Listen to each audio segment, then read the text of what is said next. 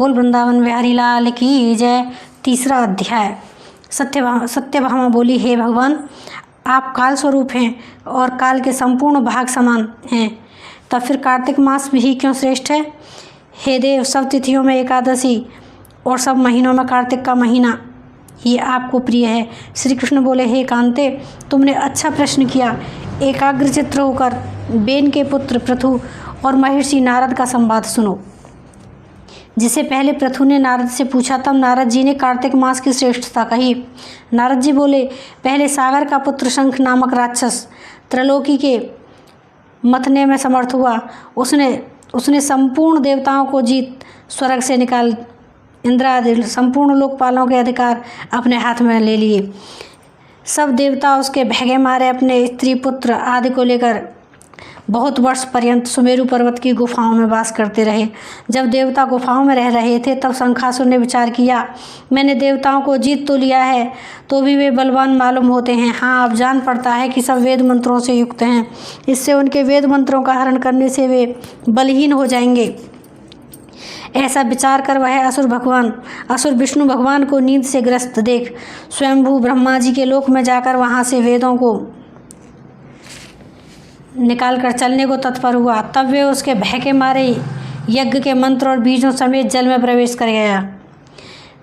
तब तो वह शंखासुर भी उनको ढूंढता हुआ समुद्र के भीतर विचरने लगा, परंतु वे वेद एक स्थान पर कहीं भी प्राप्त न हुए।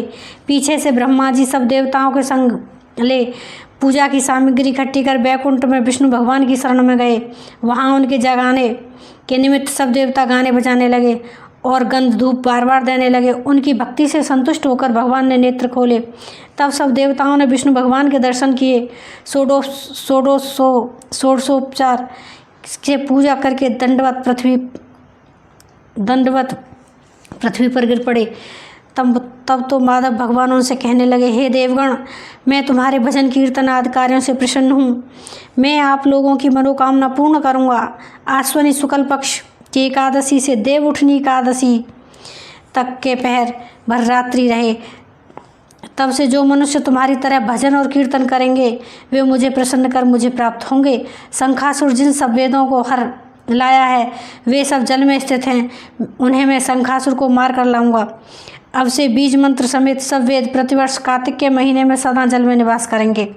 मत्स्य रूप धारण कर मैं जल में जाता हूँ। तुम संपूर्ण मुनियों को लेकर संग आओ। इस लोक में जो अच्छे मनुष्य प्रातःकाल स्नान करते हैं, वे निश्चय अक्षत स्नान के फल को प्राप्त होते हैं। जो कार्तिक में सदा व्रत करते हैं, उनको हे इंद्र, तुम मेरे लोक में पहुंचा दिया करो। हे यम, तुम सदा उनकी विघ्नों से रक्षा करते रहा करो। हे वरुण, तुम उनके पुत्र पौत्र आदि को देखते रहो। हे कुबेर, तुम उनकी धन वृद्धि करो, जिससे मेरा रूप धारण कर साक्षात जीवन मुक्त हो जाएं।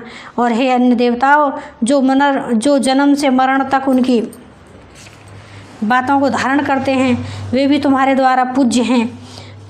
जैसे तुमने मुझे एकादशी को जगाया है, इसीलिए यह तिथि सदा